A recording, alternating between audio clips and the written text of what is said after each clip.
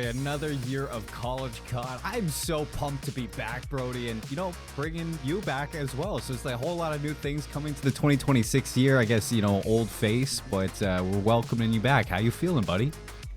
Yeah, I'm just like a kind of old crusty burger that won't die. Like one of those burgers like super processed to just say it's still hanging about for some reason. Yeah, I'm feeling pretty good, mate. Ready to go. Last time I was casting CCL was like back in 2023. I actually checked. I had like a list of all the events I've done over the years, and CCL 2023 popped up on there. So yeah, feels good to be back. This is always a fun time. Looking forward to it. It's been too long, but you know what? We're here, and we get our second series of the night after what was the Bob takeover from RIT in game number 1. Robbed of that 50 bomb in map number 4, I will say, but Bob stole the hearts of everybody in chat and stole the series too. When I actually genuinely thought that Brookdale was going to come out swinging after that map 1 victory. But we got PennWest fighting Scots versus the Akron Zips for our second match. Both of these two teams coming into it with a brand new record because it's a brand new season, but brand new players as well, even from the Akron Zip side, because you got Bio returning, but he's the only one returning for this roster. So it's a whole lot of new faces to learn.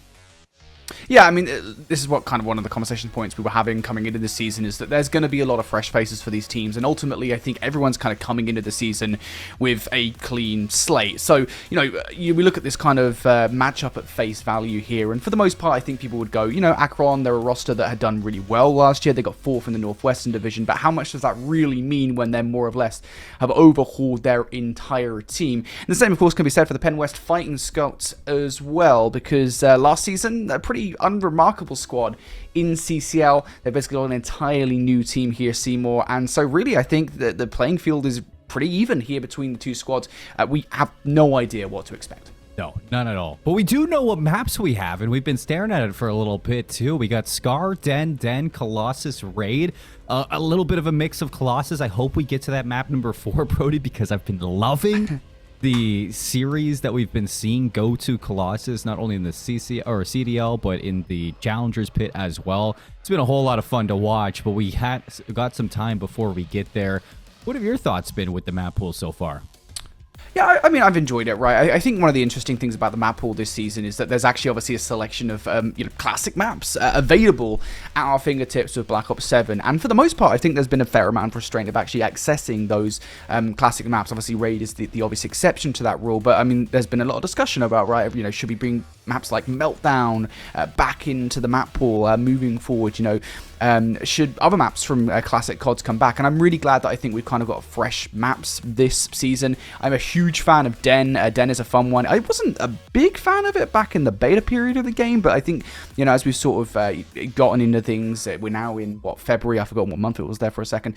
It is a map that flows extremely well, and it is, I think, one of the maps that also works incredibly well for our new mode this season in Overload 2. So one of the things I think that Treyarch always deliver on Seymour is the maps, regardless of what Black Ops we're looking at, and I do think they've delivered on this one. So yeah, big fan of the map set, and excited to see it evolve over time. And in Treyarch, we trust for modes as well, because you can't forget that they're the ones who gave us Hardpoint 2 back in the day, so now they've given us Overload, and I will say Overload has its growing pains. Some people love it, some people want a few changes. I definitely think that it's not the final iteration of Overload that we will see, but it's been so fun to watch through Black Ops 7. So many great moments already coming from this game mode, and I can only imagine the things that CCL are going to give us with this mode as well. I think I agree with you in terms of the maps. They've definitely delivered. Den, it's just a jack of all trades when you look at every single game mode that we do have, and it's definitely worked into the map pool really, really well. But we're starting off with Scar Hardpoint for our map number 1, Brody. We don't get to see Den until map 2. With this one, it's also been a fan favorite, a player favorite. I mean, it just runs and is so smooth on every single game mode. And I think for Hardpoint especially, this is probably my favorite Hardpoint map. Yeah, it works extremely well, right? I mean, it's just one of those maps. I think what kind of the formula of a good hardpoint map per se is one that sends you kind of across the map and is sizable enough that will force some actual strategic play between rotations on hardpoint, and Scar fits the bill, I think, pretty much perfectly. Aesthetically as well, and this is something we brought up, I think, when you and I first started playing Black Ops 7. This is the most Infinite Warfare-esque map, I think, like Modern Warfare 2019, and not in a bad way, I think, from an art style perspective, map that this game actually has to offer. So I think it's a little bit different, it's always fun, and there is a reason that players love it, because there's just so many different kind of hard points on this map that can be a ton of fun to watch and a ton of fun to play. So yeah, excited to get into it. Scar, it's a fan favorite for a reason. Look, Brody, I tweeted it out at the start of the year, and I will still say every single time I load into Scar, I think about Warhawk. I know it's not Treyarch, no. Ghost, but every single time I'm loading here, you just look at P2 and it just gives me Warhawk vibes every time I'm going through P2, and I'm just like, give me some Warhawk back sometime, please, Call of Duty. But we're off to the races, and we got Akron Zip taking on PennWest, fighting Scots. First hardpoint's going to be open up. You see a couple blows going to be traded, and it looks like the Scots are going to be the first ones in the hill. Yeah, and you just do not want to let a team get a lot of time off P1. This is one of those things that we always talk about in Call of Duty on hardpoints. Just making sure you don't give up a wealth of time on P1, because a hardpoint can get away from you very quickly if that is the case. But a couple of kills now coming through. There is going to be a bit of contention here from Akron. And Seymour, as that third kill now comes through, it is going to be White inside the hill. With both of these two teams, I mean, you got leaders at the helm of both sides. With Bio kind of taking over, you expect his leadership to be good for these rotations. It's a couple new faces that are going to be following in his footsteps, but you don't expect the Zips to be down for long off that break. Bio gets the scrap time. You have the rotations as well, and Akron set up for new. Good opportunity then to really run away with this game, and I really love that push out as well from Seif towards the middle of the market, right? Just making sure you've got that mid-map presence to absolutely everything. But as Seif now goes down, Seymour, it's PennWest, they're knocking at the door. And you need to see it. Geeb trying to find his way through. Team kill from Exotic, but he's doing everything right now. Geeb's going to find his way into the hill. Can he hold back now with the rest of the team as everybody's setting up behind him? No routes being taken by the Zip, so it's all eyes forward. Override looking to take his sights through 10. See if he can work his way behind while his team fights from the front. He gets taken down, but it looks like the Zip's still knocking on that door. Nick Rose is going to get in. Exotic trying to hold on, and he will. 4 in a row for Exotic Burrow at P2. Good effort there for the scrap time coming through from PennWest. Of course, Akron, though, played that pretty much perfectly right, and I think towards the end of the hard point as well, just ensuring that you do have that mid-map control for the transition in towards the next hard point, and you've got a player pushed all the way forward as well in Seif to do some damage, and he will activate. Even if he doesn't get a second kill kick, he's done enough to stagger PennWest on this rotation. This is going to ensure a lot of early times to Akron. Hey, that's 4 dead. I mean, you don't have trophies up, so you still got to be worried about these nades that are going to be thrown from the fighting Scots, but got Bio in the wing, quite literally, and he's picking them apart one by one. 3 go down. Bio taking over, finds all 4 with the pistol too. Why not? And this is the Akron that we were kind of expecting here. Once you get Bio heating up, he's going to be in full takeover mode for the team, Brody. Oh, mate, I feel like I'm playing Resident Evil 7 right now. We've got a biohazard on the field. Akron in control of the hard point, and it is Bio on a 6 spree. Seif also starting to be a sneaky boy at 4 in a row. 2, Bio continuing on this spree. The Hellstorm now in the back pocket, and you go down, but the job at this point is pretty much done. Everything on this rotation now reliant on just one player in Exotic Bro, who has managed to get behind enemy lines, but even he can only do so much for this rotation. That back spawn is going to be locked in for Akron. Yeah, as Exotic goes down, like you said, there's just only so much you can do there when he is quite literally alone. 4 and 11 from Chaos, 8 and 11 from George. Geeb 4 and 8 just hasn't been really all there to help Exotic on these breaks. Another wave of kills come through. Override's going to find the third one, trying to pick up that mid-map cross as well as he slides right into the open. Only good for the 1, but it's that stagger that you're talking about, allowing the rest of the Zips to just continue to hold on to this time. It just keeps on getting worse and worse, doesn't it? And you start to kind of spiral, right, in these moments. We talked about it earlier on when I talked about P1, where you do not want to give a lot of time off the back of P1. I think as you get further and further in the hole, that leads advantage starts to grow to an insurmountable amount. You can really start to get desperate and start to hit the hill one by one, and you're starting to see that in PennWest's gameplay right now. They are hitting the hill a little bit more singularly than they probably should be. They need to rally together because you're almost 100 points down. You have to get just one good hill under your belt, and you'll be right back in this game. It's a good lead so far. PennWest Have to manage some magic early just to keep this one in contention. Override wins a big fight towards the hard points. Again, they hold on, though, as Chaos not going to be ready for the immediate pressure from Necros. George split between a couple of gunfights, still going to win them. Backs up towards green. And now with the high ground, looking to do a little bit more damage. Jumps in with the pistol. George is on 4. Starting to heat up for the Fighting Scots, and hopefully looking to take over this fight. Yeah, and this might be a hill, actually, I think, and Akron probably aren't going to invest that heavily into. This is the hard point, though, that I talked about it. This is exactly what PennWest needed. 3, though, do go down. Of course, the big issue for Akron here, despite the fact that they do get blue control, is that they will have to fight for those back spawns. PennWest continue to get kind of a revolution of players over and over again, and that is pretty much what happens there. But that's a hard point we talked about, right? Seymour, they just need one good hard point to get them in the conversation at least. The problem is, they're still in the hole by about 80 points or so. They've got a long way to go. But you guys got a little bit of a taste in the first series, but we've been cooking up some new things with College COD, including some listening. So let's jump on board with the Zibs and hear what they got to say. He's getting in blue, exotic. Yeah, Or is he top? Honestly, top blue. No, he went shop, he went shop. Spawning back blue. He's in shop, close right corner. 18 chaos. Are you 18? Going mid cut. Right. Mid cut. He's still in shop. Still Just slowing down time. Top Side, deep. one more time, side, dead. Nice. One more. still shop. Exotic and shop. One more time. Okay, shop's right. Shop. Nice! Nice fucking kill. Make cut, dead. Nice! That's 3-3, lost my cut. I'm gonna nade mid-cut. Yo, I'm gonna kill this kid mid-cut. Nice. Horrible. I have mid-cut. I'm gonna go left side. Okay. Hold Okay, on. One mid-cut, second. mid-cut. 14. Alright, nothing Shop, mid-cut. chaos and shop. Shop weak, shop Yeah, weak. one shop. One's new. One under green, dead. 18, 118. Jeep is new. Jeep is new. Jeep is new. 18, 18 that week. Yeah. Yo, stay alive. I'm gonna cruise off spawn. Yeah, that's fine. I'm cruising. I'm gonna get into top green. Is there anybody top Might green? just run in the shop. Yeah, like, Yo, 2 time, 1 shop, 1 shop. got One, three, I got one, zombie. Team top I red. got 2 time, 2 shop. yeah, Alright. top right. Yo, one top top T. Are you top T? I don't see him. I'm staying down. I'm gonna get into They're shop. cruising.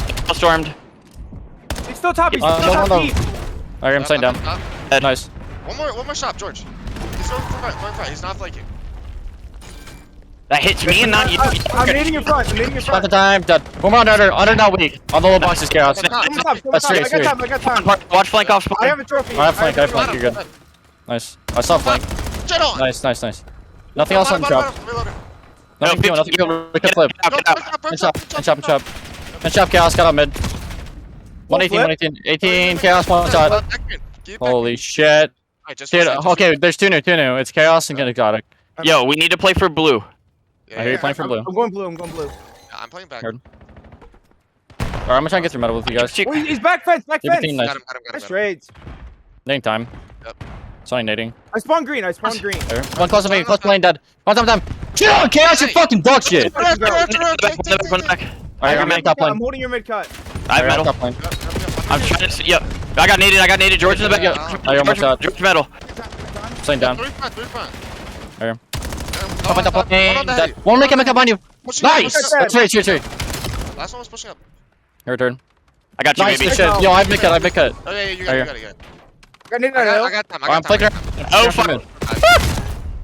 We're good. Nothing else here. Listen, now we half health. Naded over. Time. Nice. Good shit. We shot blue. Nice. Nice. I'm blue. I'll get old. You guys push through. Yeah, I spawned mid. I'm already new. One new. I didn't New play dead. anything mid. Go. I'm pushing concrete, I'm pushing concrete. I saw time. Yo, I have an ish. Fucking dog shit ass kid, bro. I don't see him. Anybody. I'm staying down now. The team play, the comms on point for the Zips right now. Over the last couple of hard points, Seymour, they've managed to garner about 120 points or so. It's been pretty much perfect, and the way they've managed to kind of cruise on the control that the Fighting Scots have had has also been perfect. Simply outclassed at the moment of the Fighting Scots. Yeah, Fighting Scots struggling to get some time. Override, he's alone after George goes on a big 3 spree. Exotic Bro looking to follow up. He's still got some spawns in the back for the Akron Zips, but a little bit of fight left in these Scots, and they're going to hold on to this rotation. 25 seconds. Akron only needs 6 more points, and they're going to send their full wrath to see if they can end this one here. A couple shots going to be traded out. Jeep up and over. 3 dead again, and it's not over just yet. Akron still got some fight left. Yeah, but you just have to be perfect. I know that's kind of the cringe way to say it, but look over towards the rotation. It's a big gunfight for George. At the very least, he can try and pull some pressure away from the middle of the map, but I think very quickly he's going from a distraction play to having to make the hero play here on this rotation because they are just a few points away from winning. That's going to be George. Maybe Chaos can save this one. He goes in for 2, and that's huge. It keeps him alive. Oh, it's going to be Gabe now. Has to go in to contest at least. Trophies down, and the Scots are in. Akron grouping up, all 4 players hitting from the front. Bio's going to kick off with a kill onto Boro. Chaos trying to find his way around. Good pick up on the flank from Bio, and now up over, looking to put it away, but no, the Scots are still in. They're not giving up without a fight. And only 1 point needed for Akron. Even after all of that, they just haven't been able to dip their toes in. Still 20 seconds short for the off angle. Nobody's going to read it. It's 3 down. Bio up in green, but he is alone in the high ground, and now he is dead, Brody. What is happening? Looks like they're P5 merchants here on this map. This is the second time in consecutive rotations that they've managed to basically get that kill totally nailed down. The big issue, of course, is that on the rotation, the kills are going Zip's way, and that's going to be all she wrote for map number 1. But yeah, I mean, phenomenal performance from Zips in map number 1, but it's just really that P5 hardpoint both times around. That's where the fighting Scots got a lot of. I mean, a little bit of kick towards the end. It's fun to watch whenever, you get that last little gas in the tank, especially on a hard point like Scar. I mean, the lockdown towards the end of P4, the pickup over towards P5 off that break. I mean, P5 merchant for sure. I mean, you look at that first rotation and the last rotation there. P5 is really where you got most of your time if you're PennWest, but Akron, big setup towards that second set of rotations, just constantly win those rotos, constantly winning those battles. And for a long time, it just seemed like the Scots had no fight in them inside of the Scar hardpoint, Brody. Akron, slow at the gates, but it's the same Akron we kind of missed from last year, too. Excited to see this new face having the same results. Oh, yeah, absolutely. I mean, you overhaul the roster, but things haven't really changed. Of course, I mean, last season we talked about it, right? The fact that they did so well within the Northwest Division, but when it came to playoffs, they managed to kind of stumble their way through to top 16. I mean, here they kind of want to have a much better placement in 2026, and as you said, the impression out of the gate looks pretty solid, at least in terms of the kind of the gameplay, the way that they were playing as a team. I think, I mentioned it very briefly there. We went back to the listening that we heard from the Zips, and the communication felt on point. I think we went towards P3, and that was a really good example of a team that were well connected. They were like, look, we're going to send a couple of players on the flank here. The rest of the team, let's try and fight from the green side. And that's exactly what they did. They were able to pull it out pretty much perfectly. And that is the mark of the team, really at any level, right? Whether we're here, we're talking about CCL, we're talking about kind of other events in Call of Duty esports. If you have those fundamentals down, you are going to see success here in Call of Duty esports. So, yeah, really love that from Zips. I love what I saw in that hard point on the whole, and I love what I saw from the slaying from the likes of Bio and C. But those guys, they impressed me in that map, especially that was like a 7 or 8 spree on P3 to begin the entire map pretty much. That really did set the pace. Nice. Yeah, Seath, freshman, joining in for sports business at Akron. The second sub on this team, and you're right, I was impressed with the takeover aspect that we were seeing from himself inside of that slang, but it brings us into the search and destroys now, and just in our first series tonight, Brody, this is kind of where the switch flipped for RIT. It was kind of a bang out from Brookdale in that map number 1. They take it, you go into the search and destroy, and the Tigers kicked it up a notch. So I'm wondering here for PennWest, when you go into a search and destroy, Brody, what kind of things do you look at from a team to kind of bring it back in map 2? Yeah, I think one of the things I always talk about, right, with transitions from hardpoint into search and destroy is that very often the team that is leading can often overheat, right? They can kind of set the pace early on in a search and destroy, get aggressive, and really overdo it. And I think Fighting Scots can work around that. They were probably going to expect Zips to come in with a lot of confidence in towards this search and destroy. Try as you might to use that to your advantage. I think the thing that you have to remember here, Seymour, this level, right, here in CCL, we have some phenomenal players, we have some phenomenal teams in CCL, but ultimately, there is, I think, a lot of rudimentary Call of Duty going on, right? I think, it comes down to a very basic level sometimes. The complexity is certainly there, but it certainly isn't there maybe as consistently as you might see in something like CDL, obviously. And so I think just trying to play around those fundamentals, recognizing that, hey, we're probably going to see some aggressive play coming out from Zips to really set the pace early on in the search and destroy, and really expecting that and working around it. That's what I want to see out of the Fighting Scots. Well, let's get into it. Map number 2, the beautiful 10. We get to the skyline of Tokyo, and, well, I guess not so much the skyline, but it's a beautiful setting nonetheless. It's going to be great to watch. I'm wondering, are we going to see any boomsticks coming out from either one of these teams? And, you know, let's keep it a little civil too, guys, in CCL, and follow those GAs. We don't want to be making some people mad. But Burrow, continuing off that slang from map number 1, kicks off with the first blood. Overdrive, really picking up that pace. We'll find the trade, but it's still numbers for PennWest. Bio's going to bring it into a 2v2 and stall. This is exactly what I was talking about, right? Right out the gate, Zips comes swinging through the middle of the map. Immediately take a 2-for-2 trade. Find Scots. Oh my goodness me, they had an advantage in that one. They were in a 3 versus 2. The players trying to go away with more than they can shoot. Chaos. Now down to Chaos in a 1 versus 2, and he runs right into the last couple of remaining players. Yeah, I mean, to be fair, the read was there for the Fighting Scots team more. It's just, unfortunately, the execution, not that great. No, I mean, and if you're Chaos in that position, you have no information, you don't know where they go, you expect them to rush the bomb site, but I love the patience from Akron in that round. You pump the brakes off of that early kill from Bio to bring it into a 2 versus 2, and you just kind of wait out the rest to show their cards there. That's just great gameplay coming out from the Zips, and here we go. Snipes out for Bio, Brody. We already got one. Yeah, we love this, of course. For those of you guys not in the know, you get to use one twice before you end up dying. 2 deaths, effectively, with the sniper rifle. So it's always fun to see how these are used in the little economy that we've got for ourselves here. By the way, the GAs. And immediately Bio is going to whiff that initial shot. But that's not the end of the world, right? I mean, it kind of sets precedent that that lane is being watched by Bio. And if map number 1 is anything to go by, Bio is not a man that you want to easily cross. On the other side of the map, Override is waiting for Fighting Scots to come across his POV. You'll take a 1-for-1 trade, though. 30 seconds into this round, Seymour. That's time. That's more information that Zips have got. Bio's taking a lot of space. He might only have a sniper, but its pistol's going to be deadly. It looks like Exotic did get a whiff of that flank and tracks down Bio for numbers advantage back over towards PennWest. Surely they take this numbers advantage and find themselves around on the board here in the second one. Going back over towards A, and Necros has no idea.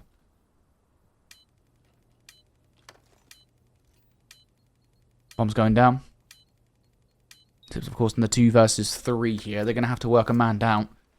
Going to go from one line of sight. Geeb is going to be there watching this one and should immediately see it as soon as he sees these players give the call that, hey, that's where they're coming from. And I think his reposition, he might have just seen the look on towards these players. Stun's going to give it away. Couple seconds left on this retake, and fight's going to turn through, but Geeb stays alive. He's backing off, and he's wasting so much time. 20 seconds now, and Akron just fighting through the small room. George has an angle. Geeb on the other side, and everybody from PennWest coming in for the assistance. George kicks things off, and the Fighting Scots answer back early. Ties us up 1 apiece. Yeah, just perfect play there in the 3 versus 2. You've got the numbers, you get the information. Geeb, of course, a crucial player in that situation. Plays his life pretty much to perfection. And I think just the amount of time that Zips spent there retaking that site. You had like 15 seconds left before they even actually got a look at the site itself. So just taking a little too long to do anything in that situation. Didn't have the information to work with. And that is going to lead to a perfect round pretty much for the Fighting Scots. Even things up here. See how they get on it going into round number 3. Is the boomstick still out? That's the question for me for Bio. Doesn't look like it with the pace that they're going to be bringing, and Bio has the bomb in hand. You wouldn't expect him to have a sniper in that scenario. But nonetheless, Zips still taking their time. No mid-map control. I'm not sure if PennWest are actually going to see these shadows through the wall. But it is full attention. They're giving up the A bomb site for a post-plant retake.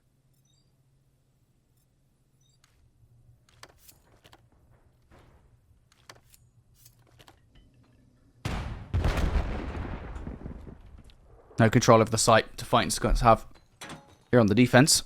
So this might be a free plant. Nade's going out. There's no trophy to stop it. So Burrow knows that he can technically go in. That Nade's going to fly past Burrow, trying to play his life. That's not going to happen. But you'll take that trade all day long if you're Fighting Scots. Again, all of this at the moment, this entire jab is just about trying to prevent them from getting that bomb down. That's exactly what they've done. The call has been made here for Zip Seymour. They are flying across the map for this rotation. I mean, this is so late. See through the middle of the map. Should spot Geeb up top window, and throwing some shoulders. They're going to know this one. So full rotation over towards B. A couple shots going to be traded through, but Akron have to work fast to get this post plant in.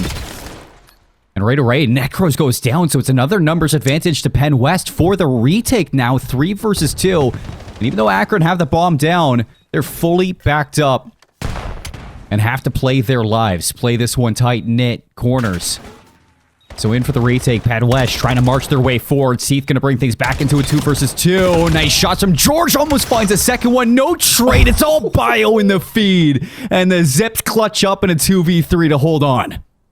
Oh man, the clutch to get that bomb down on that rotation. You gotta remember, they rotated like 30 seconds left on the clock, so they wrapped that all the way round through their own spawn to get that rock down, and then had to back up away from the site, get away. Bio, of course, comes out on top. The fact that they didn't have the man advantage, it was squeaky bum time for a moment there, but Bio comes out on top. Glad he doesn't have the boomstick in that round now. Great start for him as well at 4-1 after the trend-setting performance we saw on Hardpoint. I think this is pretty much par for the course for the man.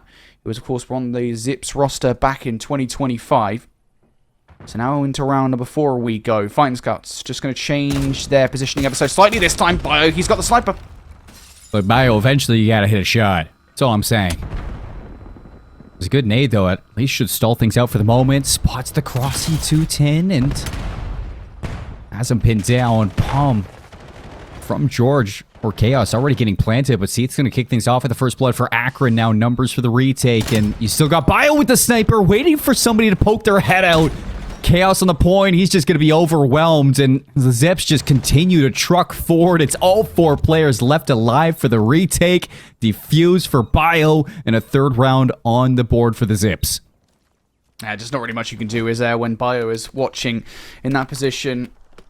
From the other side of the bomb, they tried to get away, a couple of frags going Bio's way, and well, the rest of the team for Zips are there to play clean-up duty. And it is important to note as well, I mean, Bio's kind of playing with fire somewhat. He's on his 2nd life here with the sniper rifle in this search and destroy, only 4 rounds deep. So, you know, that is a really important utilization this early on, making sure that he holds on towards that S&D site.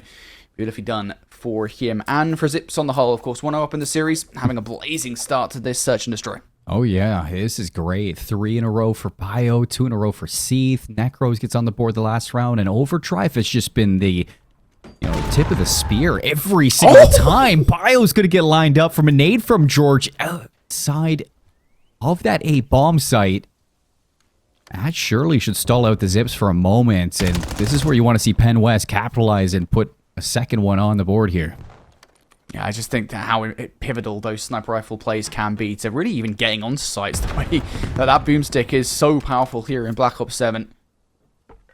Bio being dead to rights has kind of slowed things up significantly here for the Zips. Of course, there is adaptation on Fighting Scott's side as well. Look at player number 8 on your minimap. That's going to be Geeb, who is kind of chilling through the middle of the map at the moment, making sure that if there any rotation is made, they are ready for it. But I don't think that's the game plan here for Zips. They want to commit. Chaos. Shoulder to the wall, a couple shots, it's a bait and switch, and Zip's going to be able to crack the code and getting onto the site, 2v2. Overdrive still not comfortable, he's going to back on down with that bomb. And just like we saw in the last time they were on offense, Akron taking a Hail Mary shot at B with minimal time. Yeah, but Geeb's removed here. So that player that was in the middle of the map has now gotten out of Zip's way. They are going to get the bomb round just as they did previously. The only question is, where do Fighting Scots come from on this retake? Seath has the boomstick out. I assume he's picked that off of somebody. But either way, he's gotten the kill. I imagine we're breaking those GAs already. Either way, Geeb now in a 1 versus 2. He has got to find a way back into the site. He says, don't worry. Might drop this one early in the round, but I'll still make use of the sniper. What do you got for us, Geeb? M15. 0-3. Let's see if he can turn this one around early. Spots Overdrive on the cross, and immediately Overdrive just going to look to play his life. Goes for the challenge. Couple damage there, but I love this play. Just waiting for Seath to have an angle. Wraps around the pillar and gives Zips another one. Just beautiful team play. Again, it's that team play that we already saw established in the hard point. Seath plays it pretty much perfectly with a sniper rifle that is Supposedly not his. We'll see, of course. Override, I think you just have to give him so much prop in that situation. I think, you know, there is a tendency for players to overheat a little bit, right? We talked about it even coming into this search and destroy, to really want to ego child absolutely everything. But Override does not want the frag. He doesn't want to pad the stats. He just want to make sure that the team is getting the dub regardless of what happens. And that puts Seif on 5 in a row here into this round. He's only 1 or 2 frags away from the Hellstorm missile. And if that goes his way, that's probably going to be all she wrote here for the Fighting Scots. So they are well up against it. They have not been that successful whatsoever at getting this rock down so far in this S&D. Bio draws first blood, drops the smoke, and gets away like he was never there. See what he could do. Full space taken all the way through B. That's a good callback from Chaos to bring things into a 3 versus 3, but still so much time in this round, and B is all but cut off.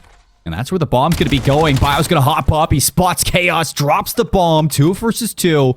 Still making this one a difficult one for the Fighting Scots to play around. I love how separate Zips are being here in this situation, right? Seif and Bio watching totally different angles. They are now going to come together in this 2 versus 2, but still. The reactionary play is a great one. 30 seconds on the board now. Fighting Scott's going to have to make a decision. I think they've made one. It is going to be A. Bio now just needs to play his life. Seif has to be the backup, but Bio can't get away. Seif, what can he do in the 1v2? He's found one. Into 1 versus 1. He's going to back on down. Time going low. 11 seconds left. It's a wrap over towards B from Geeb. And it looks like he's going to have a chance at this round. Seif on 6. 1 more kill. That should be a Hellstorm. So can the Fighting Scots not only keep Akron away from map point on this den search and destroy, but can Geeb find his first kill and shut down that streak from Seif? It's going to be a tough one to call, as Seif has already climbed his way all the way towards the zone, and with that head glitch, Geeb's going to get it done. Oh boy. That's a big, big round for Geeb for a plethora of reasons, right? Seif was on a streak. We talked about it. Not too sure if he did manage to actually get the Hellstorm in the end. He was relatively close of it. If he didn't previously, that kill most certainly would have given it to him. And Geeb, of course, he wasn't a donut prior to this round as well, Seymour. Finds himself the frag. He's upgraded from the donut to the breadstick. And he's now finally contributing here to this search and destroy. But of course, the other big thing is that if they were 5-1 down, their backs well and truly would have been pressed firmly up against that wall. So big, big clutch there for Geeb to keep Fighting Scots in the conversation here for this search and destroy and overall for this series. See whether or not Fighting Scots can do anything here on the defense. It's going to be an aggressive round, you feel, for Zips. Oh, Geeb's got the sniper out now. This guy's feeling it. You know what they say about parties, better late than never. Unfortunately for Geeb, that first blood's going to be immediately wiped away with the kill from Seif to bring things in a 3 versus 3, but you're getting a flank from Chaos. Way deep. If Geeb can find any more and give him some time here, then maybe Chaos can be the difference maker. But George at the tag team to go down on site. And it's a 1 versus 3 for Necros. He's immediately going to be caught out in the open, and PennWest bring things to a 1-round game. You're in a 4 versus 2 on that site for the longest time there. All you got to do is just try and play your numbers. And, well, Fighting Scots, they play their lives long enough. They play the map long enough that the rest of the reinforcements can make their way over towards the site. Really well played from the squad. And that sniper also doing bits, finding 1 kill through the smoke. Again, it's just the fact that you've got a sniper on the site. I think that in itself is an intimidation tactic that's very difficult to overcome if you're Zips. And now that is a couple of rounds on the bounce here for Fighting Scots. And they've gone from kind of being in the conversation to being a rather loud voice. And a nade over the top once again from George. And it is once again going to be Bio that falls victim to it. These set nades at the start of these rounds, Seymour, have been sublime from the Fighting Scots. Another first blood onto Bio, too. So, bomb going down. And the Zips kind of feel a little disoriented now on how to deal with PennWest. So you're going to have to figure out a way to kind of get themselves not only back on the board, but stop this momentum that the Fighting Scots just continue to put up here. Override. Nice nade to answer things back in the retake. 30 seconds to see if they can bring this round to a halt. Trophy's going to intercept that nade. George is going to find a second kill for the Fighting Scots with Override going down. It's a 3 versus 2, and there's just no way in for Necros at the moment. Seif trying to will his team back. Seath finds 2, and there it is for Necros. Plenty of time for the defuse. You're going to find your 5th if you're Akron, and you're on your way to almost getting this map 2 under wraps. When in doubt, gun them out. That's just the way you got to do it, right? In that situation, bomb planted on the other side of the site. You have no choice but to just full send it against the opposition when time is ticking down. And that is the play for the double AR setup there for Seath and Necros on the squad. They're like, look, let's just slide out. If we don't do this right now, we're not going to have the time to do it for the remainder of the round. So let's just get it done. And that is exactly what they do. Beautifully done for Seath and Necros. And now, Zips, prevent the bleeding. They've patched the wound, but is it with a band-aid? 5-3 up. Those nades at the start of the round for Fighting Scots have been absolutely deadly. And there's another one coming through from George. Unfortunately, that one is not going to connect because Zips have gone straight back to their round number 1 play. Yeah, you just run it down mid. See if you can outpace PennWest. But Chaos, instead of taking that fight, throws his shoulder, backs down. Good comms to try to pin Akron into a trap. You already got the rest of your team fully backed up towards the throne to watch this flank if Akron continue to drive this play forward. If I was Akron here, I mean, this would be a good call to just back up Brody, but it's a tough one to make. Kill's coming through for George. That's going to make things difficult now for Zips, isn't it? It was a gambit through the middle of the map, but I don't think we've been ready for this. Necros trying to win it 1 versus 4. It's not going to happen. And I think, you know, even though we probably couldn't see it there for a second, Seymour, you know, the adaptations, I think, were clear for the Fighting Scots, right? We go compared back to what we saw in round number 1 to what we saw in that round, and it was just totally different. This time around, they weren't kind of edging forward, trying to make sure that they kind of mid-map space away from their opposition. The Fighting Scots just played steady. They waited for that aggression to come to them, and they played crucially as a team, making sure they're watching each other's corners on the entry. So beautifully played for the Fighting Scots. Keeps them once again in the conversation here. Good effort there, you feel, for Zips to actually try the same strategy that worked so well for them back in round number 1. But lightning's rarely going to strike twice in the same place, so they've got to be careful not to make those kind of errors again. Zips here on the defense, all on bio towards the B side. George just waiting a little bit back in spawn, waiting out those nades. And PennWest looking to drive to around 11 in this game. See if they can will themselves to an even scoreline in the series. After losing out on map 1 to a pretty heavy hand, Bio kicks off round 10 with the first blood onto Exotic Burrow. Bomb going down for Chaos. And he's immediately going to take his stance through the middle of the map. Long flank coming through from Overdrive. George is going to be the one to watch it. I don't think he's got the full information. Overdrive has completely slipped the net. And as Chaos finally finds a kill, George is still going to sniff out that flank, brings things into a 2v2 and gives PennWest that chance. The rest of Akron just trying to drive through the front of this one. Keep with the sniper out. Bio's going to beat that one. 1 versus 1 as George to the middle of the map is going to hop this one for Bio. Does he get it in time? Is George going to check it? He will. He's going to get there right in the nick of time. We got our round 11, Brody. Brother, I don't know why. I just felt like the entire year or so that we had to wait between Infinity War and Endgame just to see whether that last kill did come through for George. It did go his way. Oh. And I think the crucial kill that they made there in that round, right, you called it perfectly, was the fact that they took Override around the backline. You know, Override on that initial flank, you know, you don't take Override down. That becomes a problem because then you're looking in multiple different directions. You know, you take Override out of the equation and things become significantly easier because you've only got a couple of different directions that you actually got to be careful of. That's the middle of the map. And of course the offensive spawn. So beautifully done for Fighting Scots. Pushes us through a round 11 in a crucial, what feels kind of like after that hardpoint went, Seymour, a must-win mode. And Zips are giving so much more respect to Fighting Scots this time around. Oh, they are. I mean, George is a one-man army, 15-6, but you got to remember that Geeb at one point was 0-4. So this has been a good turnaround for Geeb, but he's looking to the rest of the team now to see if he can have some assistance. As the first blood's going to be traded out, but Chaos going to get caught through the middle of the map. Numbers for the Zips, and a full A site that is wide open for the taking. And the play call is just to immediately rotate over towards A. Fighting Scots are still keeping that possibility in their mind as well. Just easily, Zips could have gotten that bomb down over by B, but Fighting Scots have now read this. So now it's all about trying to catch some of these players in the 2 versus 3 off guard. George with a poke out. Now you need to take that player on the 2 versus 1 because the rock's down. You got to start challenging these things.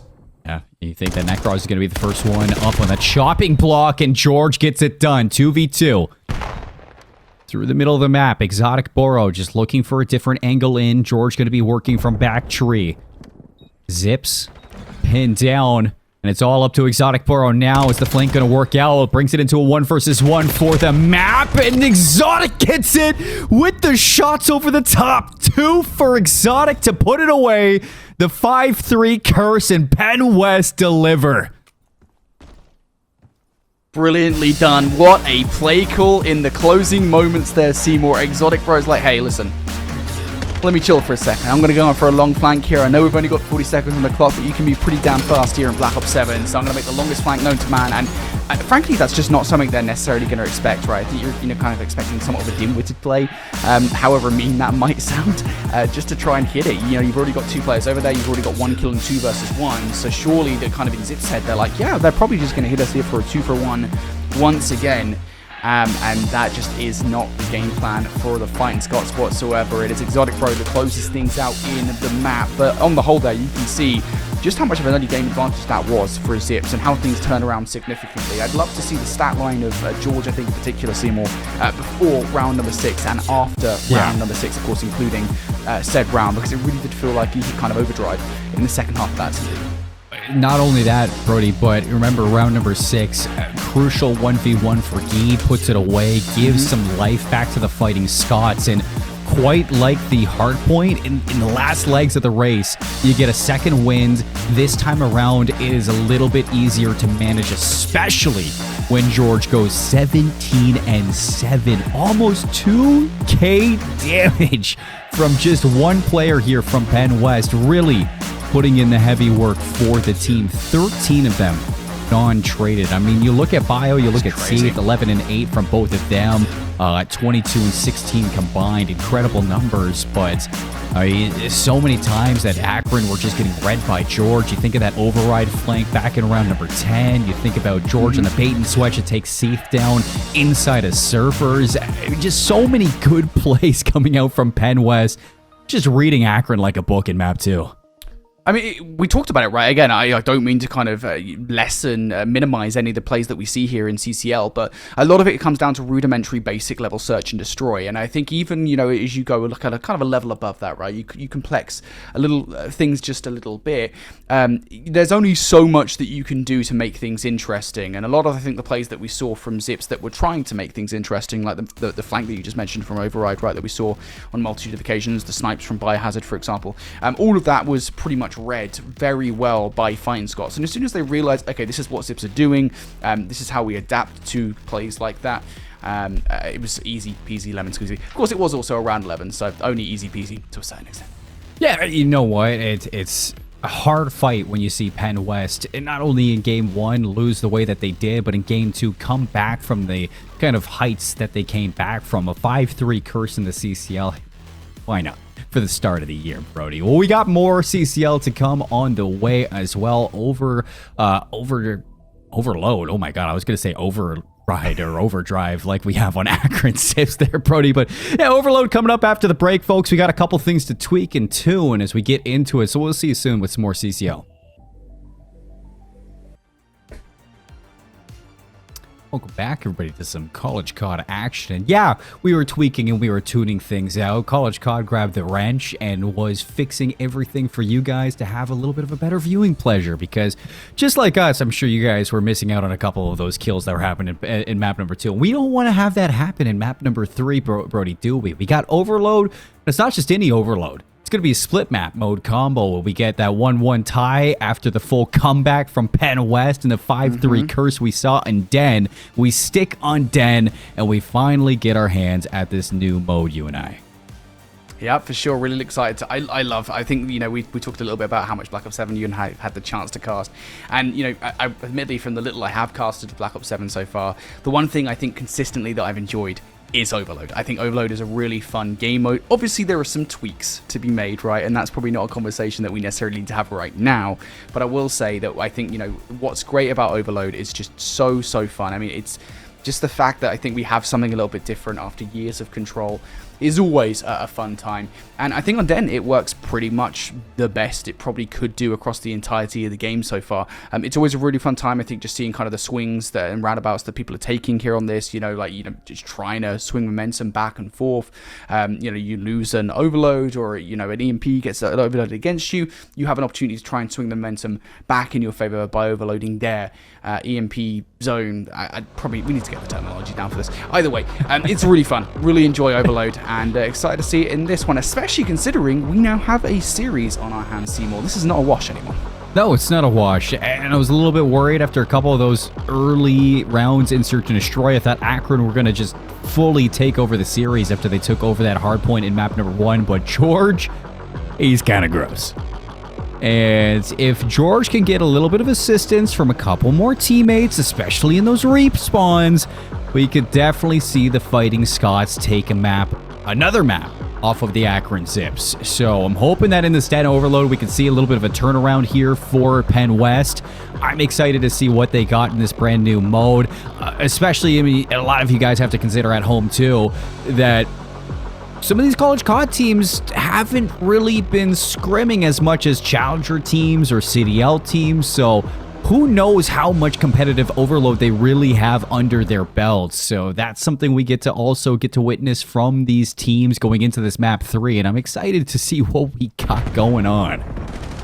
Yeah, listen, you talk about George being the guy to watch for Fighting Scots, and he proved that in that Search and Destroy. So if you can also kind of carry that performance in towards the Overload, this could be Fighting Scots' lead in this series. We're going to start things off with the trades, though, Seymour, and Fighting Scots already having to deal with players pushing all the way through. Geep, you had a relatively muted Search and Destroy, actually having a pretty phenomenal start towards this one. Unfortunately, though, Seymour, as he goes down, things are now getting more interesting here with Zips fighting for control of the mid.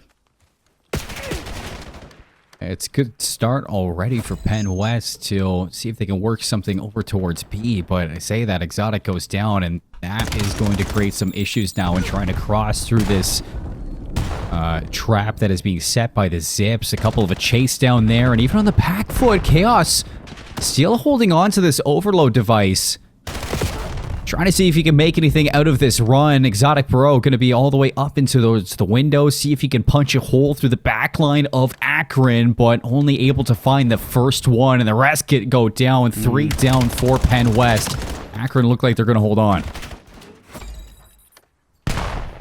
Now this is what I was talking about, right? The swing and roundabout way that Overload works here on Black Ops 7. You're going to immediately pull that Overload device all the way through towards the other side of the map, and I don't necessarily know if you're going to get enough bodies on this one to actually stop it. You have George over there, and he actually finds a double. You know what? Never mind. I don't even need to question it anymore, because as long as George over there, it doesn't matter how many other bodies you actually have. He will stop that Overload device from pushing all the way through, but the good news for Zips at the very least is that they have pushed the momentum back in their favor. They have an opportunity here to start taking some swings at the Fighting Scots.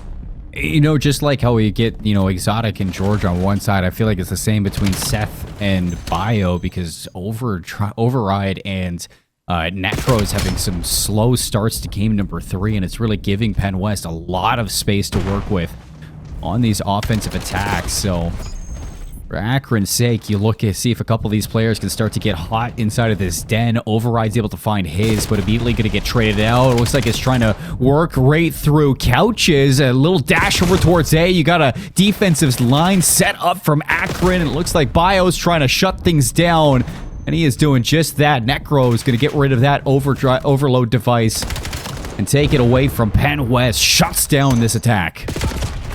Just how many times you got to deal with the likes of the Fighting Scots pushing you over and over again, and George and Geeb feel like the tip of the spear at the moment, 11-5 and 9-3. Again, considering the fact that Geeb have a relatively muted Search and Destroy performance, this has been a phenomenal respawn showing from him so far. Zips, though, right back at it once again. They just cannot get through this rock-solid wall on the defense that the Fighting Scots have put together. And I do wonder at what point they're trying to change tact a little bit. With a couple of kills coming through, maybe now's the time. Well, sitting on the defensive foot right now, let's take a listen in with the Fighting Scots to see what they can cook up on this defensive hold. One more, absolute on one. That's one. Push up left, guys. He's close on you. Nice. Let it reset. 1v1. I don't see anybody P1. Open P1. I'm pushing up left. One broken still. Wait, they're you. One couches. One more broken. Bullet, they're you. Broken. He steps, and one hit deep back. I got 2. Yeah, couches, three.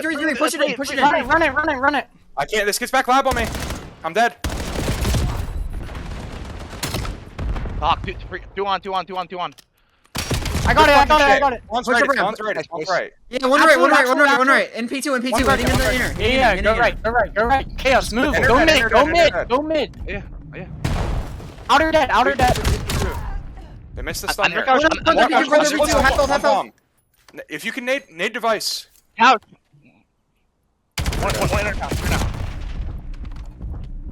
One outer. I'm playing my life. I'm stunning weapons. Is he close? Stunning. Yeah, he's close weapons. Everyone close weapons. One outer. Weak. I got one front dead. Dead, Good kills. dude. That's 3. Push up. I got. Go. 4 down. Push out this back. Push out the back with him. Couch. Couch weak override. That's He's 3 flying down. behind you. Yeah, we're good. Just stay right side. Move with the bomb.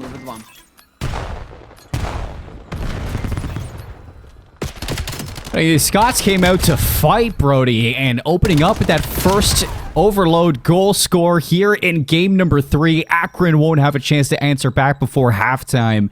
And a 1-0 lead for PennWest going into the second half, looking to follow up from their map 2 win and see if they can take over this series. And you can hear it in the comms. I think these guys are really good at the moment. I mean, even though that second overload didn't go all the way through, so they aren't 2-0 up. The first one did. You can see these guys are really good at capitalizing on opportunities that are kind of falling into their laps. I think certainly you go back towards the first overload device, and it's very easy to kind of get hung up on the fact that you haven't got a full clear of your opposition. They got a 3-for-1, though, over by the B zone, and as soon as that came through, they overwhelmed the last player, on the board and managed to get that overload through. The second, though, not as successful. But either way, they are not scared to take a shot at their opposition when it's on the board, and that is exactly what we saw there on the offensive fighting Scots. These guys, they have garnered a lot of momentum over the last 5 minutes or so. This is a totally different fighting Scots than what we saw at the start of the search and destroy. You know what? Akron have had their fair share of chances at scoring this overload. We just haven't really been able to see them break through this last line of defense that usually is George to lock down these last couple of kills. But, earlier on today, Brody, when I was doing the predictions for our first series, I was like, I think 5.5 is a good differential to look at, an over-under score for this one. Immediately, RIT kind of broke that out of the water, and I was like, okay, I guess this is something we got to expect, some high-scoring games here in CCL, but this one is neck and neck. Yeah, this is really close between these two squad at the moment here. Seymour. Pinstripe hopefully comes through. For the most part, it is going to be Zips looking better for it. Now, if you're a Zips, you're going to try and do something that's not just kind of hitting the front of that control or that overload zone. I'm still in control, still in Black Ops 6. That overload zone, but also trying to get players in behind enemy lines. And that's why mid-map presence is so important. The big issue, though, is they haven't cleared anything through couches. That's 3 down in the feed. And now the momentum can swing right back up against them. Every single time Akron get the setup, it's 3 down. PennWest, they are just masterminds on the defensive side. Chaos trying to set up a play over towards this B zone. Good route from Bio. Can he do enough to stop this one? Exotic doesn't pick up the device. He's still going to get it through. Second goal for PennWest. A 2-point lead in game number 3. And the Fighting Scots in a real good situation, Brody, now, considering how little we've seen this overload device really reach the end point.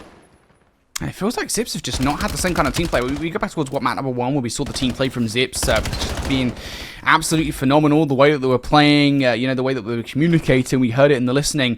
They were so good, and now they're just kind of even failing to do the basics. Oh my goodness me, Necros comes through for a crucial clutch 3 that stops this being from 2-0 to 3-0, but still, it feels like the basics are not really being covered right now by Zips. They have an opportunity to hit this one, and here's what I was talking about. You're sending players around behind enemy lines, and you're trying to push through the front.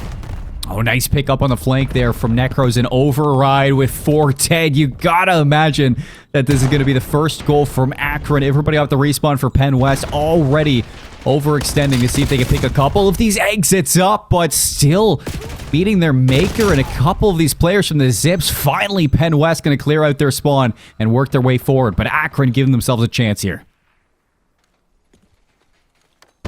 Yeah, that was a big play from Zips, and I think a massive shout out to Seath as well, because it was what I was talking about, right? The perfect execution of the game plan of sending somebody behind enemy lines, getting the gunfights, making sure you're clearing a lot of space for the roster. That is what Seath just did right there, and now you're looking for Bio to do the exact same thing. He will get shut up before he can do any more damage, but the door is open. Zips have found themselves the perfect recipe for success here in the last 1 minute 40 of this overload. They just need to get the players in position, but right now, it's not happening. Yeah, 3 did again. I mean, you gotta imagine at some point, if you're PennWest, just park the bus. Your defense has been impeccable. George is gonna find a 7th in a row. That's a hellstorm now in the pocket of George, and he's gonna target a couple of his players to start being that leading blocker for one more opportunity. Looking for number 3. Necros again at the end goal. He's gonna drop a couple kills, but PennWest still find their way through. 3 on the board now for the Fighting Scots. Another 2-goal lead. Tried to get through towards the cut. That's going to get shut down here. Akron, once again, trying to get players all the way through towards the other side before they push the overload device through. I don't think they're going to have that luxury anymore. You have to get the kills and override. Oh, the teammate. That's so unfortunate. That's going to weaken things here on this offense. 50 seconds on the clock, and that overload device is approaching the B zone. Yeah, if there's any time to get this one in, it is now. An override is looking to be that playmaker. Good read from Exotic. Good trades coming through, and Exotic's going to find 2. It's going to stop this one for a few more seconds. And even though Seth is here, he's got no teammates to back him up. 27 seconds. Last hurrah for Akron in game 3, and Gabe at the last second. He's going to find 2. Exotic locking down the last couple kills. 3 in the feed, and 1 is a teammate. So in 16 seconds, you're going to park the bus and march to a 2-1 victory.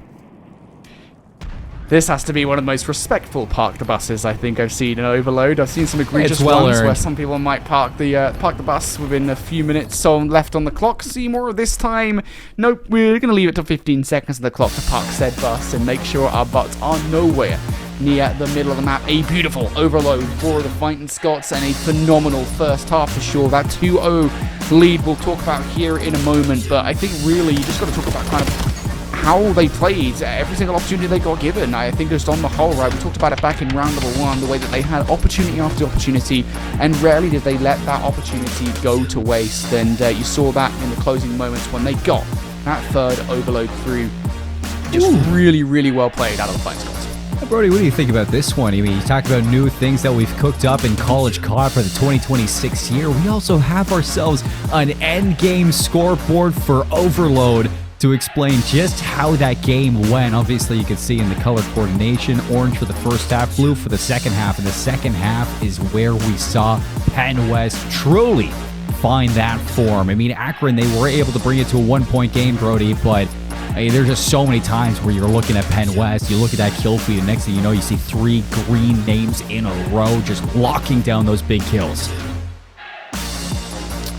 Yeah, I mean, it's just shout out to Keep, I think in particular, right? Because I know he's not the stunner of this matchup by any stretch of the imagination. That obviously goes to George, who had a phenomenal overload after what was already a phenomenal search and destroy. But still, Geeb goes 26 and 20, but crucially 20 of those kills are non-traded kills. If he's getting those kills, he's getting in, and he's getting out pretty much scot-free over and over again. And it's plays like that, I think, that really do split the difference. When you're clearing space all the time, Geeb, I think, needs a lot of love after that slow start to the search and destroy. So shout out to Geeb, but of course, as we always know as well, shout out to George, who has proven to be the shining star of this Fighting Scots roster at the moment. 33 and 19. I don't think there was a single ensemble of kills in that overload, Seymour, but we weren't talking about George doing what George does best. But I do want to talk about this on the whole because, you know, everybody mentioned it. I think we've got to talk about. We went into listening in the first half of the PennWest Fighting Scots, and we talk about kind of what was going so right for them. And, you know, they were getting 3 down, and they were immediately putting pressure on towards 6. And even though it did only really result in that 1 overload in round number 1, still, it was the amount of opportunities that they kind of created for themselves that really split the difference between themselves and 6. No, I agree, and I mean, you talked about George being that big pop-off player, but I mean, we look through the highlights and you see Geeb chiming in for double kills. Exotic Boro was there too. I mean, this moment in particular, he was surrounded by all 4 players. He still managed to put that one away. I mean, I think that for Akron, the only thing that you were missing in this game was that player to actually be the initiator to that goal zone. I mean, every single time you got to that moment where you were trying to set up for an attack, there was nobody that really wanted to be like, all right, I got this one, let's go, behind me. It was just, you saw you had overrides sometimes be that player through couches, but, you know, PennWest did a great job at watching that flank, just like they did in the Search and Destroy. And I think for Akron, looking back at this one, you have to figure out who is going to be the first one in when you're trying to get into those overload score positions. But we heard there from the Fighting Scots when we are listening in with their comms, some passion coming out there and some good trash talk. Yeah, them's not Fighting Scots, them's fighting words over in the PennWest camp. They're feeling themselves now, and I don't blame them. Again, it's important to note contextually for the series, you guys are seeing the overall series layout here, and it was not a good start for the Fighting Scots. I think not just in that Scar hardpoint where I think they mostly got dominated, even that 250 to 164 scoreline does not tell the story of how that Scar hardpoint goes, because as we noted, really it was only one hardpoint over a course of a couple of rotations that Fighting Scots were able to get any control whatsoever, right? I mean, it could have been a very different game had that one hard point not gone their way consecutively on 2 rotations. But the start of the Search and Destroy as well, that was also not kind to the Fighting Scots. They were down, what, 3-1, 4-1, something to that effect. Seymour, I think it was 4-1, before finally they started to get some kind of momentum in their favor. They forced that to round 11, they get the dub, and then in Overload, I think that's where they're really starting to make their own mark on this series, and this series is becoming their own. You asked for a Colossus hardpoint before we got into this best of 5, Seymour. We're about to get it. The only question for me is, are we going to see the same zips that we saw back in map number 1? Because I think the difference between the Fighting Scots that we saw back in map number 1 and say map number 3, even though, you know, obviously it's hardpoint versus Overload, is that the team play from the Fighting Scots was significantly better. They've woken up, they're playing a lot better as a roster, and I think Zips are going to have a lot on their hands here in this hardpoint. Hey, it could be just early season jitters, you know, getting into your first ever match and you're on the mainstream. And for a lot of these players, like, this is their first time competing in College COD, Brody. That is a big step to take right away for your first match. And, you know, for Fighting Scots, they were getting cooked in that map number 1. Outslayed, out-rotated, and broken on every doorstep. You saw towards the end of the hard point, though, that they had a little bit of fight in them when they were chaining that P4 to P5. And I think after that, even though Akron was able to put that map away, you go into the map 2. As soon as the Fighting Scots figured out their rhythm, they carried it into the map number 3, and they have looked completely different, like you said. So into this Colossus, it's not only going to be a lot harder to get those early rotations in, but you know that the Fighting Scots are going to be picking up in those engagements. Alrighty, well, the Fighting Scots looking pretty good with momentum coming off the back of map number 2 and 3, and they are carrying that momentum already into a map number 4 with George starting off at 2-0. Got a Burrow in the hard point at this point in time. The thing is for Zips, though, they're a venomous roster. You see the likes of Necros and Seif, and really even Bio and Override. All of them can have their moments. We saw it back in map number 1, so I never want to count them out, especially if they can start to get things going. Well, Gabe and George drop 3 in the feed. That's going to immediately break into that P1. George looking to flip those spawns, but won't be able to make it right away. He has some help, and the spawns will eventually flip, but in doing so, they've allowed the Zips back into the scrap time towards Old. George going to take a look, and a nice nade, too. Again, the layup there from George and Gabe just working in tandem to continue to keep their lead going into this P2. They've got the setup, and it's Akron looking to break. Akron got to try and do something here. Get around the back line. Also trying to pressurize around the front. You take those trades all day long because you have done the former. The spawns have now flipped out in your favor. You've isolated the last remaining player inside the hard point. And what a beautiful break here from Zips. You know you have to break those back spawns. That's exactly what you do. Yeah, it's a big moment from Akron when they've just been getting the beat down for the past couple of minutes. Let's see when they try to hold on. Good read from Bio towards the flank, looking for the assistance up front. It's a 2-2 trade in the hill. Akron still locking down some good time, but it's really Bio, the difference maker at keeping the Fighting Scots away from the hill and bringing this one back. Akron in control here. I love the play as well to try and send a player through that top P1 side, pressurize the players not just in the middle of the map, but also to try and create some space for yourselves as well. Flanking play, though, from Steve is going to be read pretty much perfectly here by the Fighting Scots. So Zips are now going to have to fight this one relatively one-dimensionally. I don't think Bio's going to read that, and no, he won't. So positioning early on for this hardpoint, pretty much phenomenal here for Fighting Scots. Every single point of ingress that Zips tried to get through towards this hill, Seymour, it is being read, but now things going to be in a much more even playing field. Zips have an open path towards the hardpoint. George has some backup, but he's going to give up the hill. And that's a good read again on the flank coming through from PennWest. Bio breaks in. 3 down for PennWest, and Akron find their way into the hard point. Still lots of time, and it's still an even game. Bio out towards the submarine. Just holding his life. Necro is going to be watching over him on the cross, and the shots are good for Akron. Lead change their way, and you already have some players working to new. I really love this proactivity right now from Zips, as we saw back in map number 1. It what's making them such a deadly hard point team. But you got to be careful you don't get overwhelmed here, because all of a sudden you might find yourselves in a hole. They split the difference between scrap time and new, and they get absolutely neither. So Fighting Scots now in control. Opportunity here. You know where Zips are going to be spawning. You're going to brace yourselves for the flood. Well, back and forth, surely, as we expect to in the Colossus, and a good pickup from Chaos to hold on to this hill. As for a second, Akron had the lead, but Fighting Scots bring this one back. You're going to need a little bit more out of the Zips if you want to take this one to a map 5. Seth looking to draw his way in. A couple clear teammates behind him, and Override walks away on top with those kills. Quickly, though, the Fighting Scots right back into overdrive to break that hill with 3 down and take over the map. A beautiful moment here for Fighting Scots. They're in control. Now starting to really heat up in this game. And Zips, they've got those back spawns, but do you really want them? Because now you're spawning out as far as that next set of rotations is concerned. Considering Fighting Scots were not in control of the aforementioned hill here, the prior hill towards this one, it feels like they've managed to turn what was not so great situation into a pretty solid one for the rotation and a pretty much full hold off the back of that hard point. Seymour Zips, they have to get a ton of time off P1, and they have to perfectly flip towards P2 in the way that they did last time around. Good shots from Bio, but realistically, just trades out from PennWest back to the first hill in the second set of rotations. Akron are in. A couple good waves of kills, and you do have those trophies to back it up. Seth is looking for those bask spawns, and what is that? Surely Geeb was tagged up.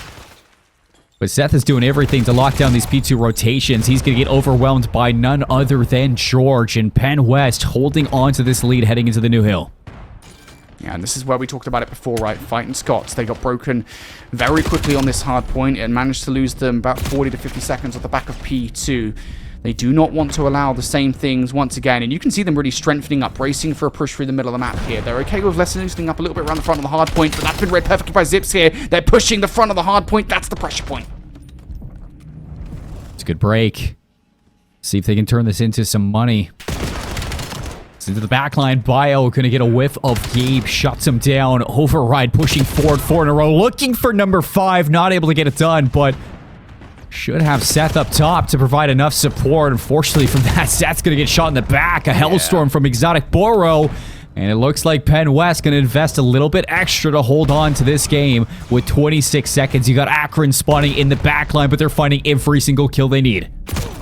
Yeah, you just don't want to keep your head up floating above the water, right? You want to be swimming pretty well, and that's a good investment, I think, of the Hellstorm missile, considering what a great break that was from Zips on that hard point. Again, I mentioned it, right? Last time around, they broke through the middle of the map, through towards those back spawns and flipped things out. This time, they just pushed the front of the hard point, anticipating a kind of changing strategy for the defense for the Fighting Scots, and it is a perfect read. So, tit for tat we go. 4 points the difference between these two teams here as we get in towards the next hill, and George will double up, but that's by no means a guarantee that you get control of this hard point. What would be is if you read a player sitting in the corner and Bio has played his life perfectly. That's going to give a lot of control of this hill for Zips. With Bio just sitting in the shadows. Has some good shots coming through too. And not enough to keep Override alive inside the hard point, but you're looking at Seth next up to the bat. To see if he can find his way in as we're looking at a relatively tight game between both of these squads. Good shots from Seth, but it's Override and Bio to pick up his slack. And Akron leading heading into this fourth hill. You look at player number 3, George, has already hit the rotation. This is a big rotation as well. This is where Fighting Scots managed to garner a lot of time away from Zips last time around. Take a 1-for-1 trade. Necro's just trying to play distraction at the moment, and they're not going to fall for it. They need to remove him before he can do any more damage. Now, Zips have to play this one a lot more honest. Through the front of the hard point. It's not clean by any means. Override is a bouncing bunny around the hard point. He finds 3, and now it's going to be Zips through towards the kill. And with that, I mean, that's a perfect time to take a listen in with the Akron Zips. So let's jump on board and see how their comms look.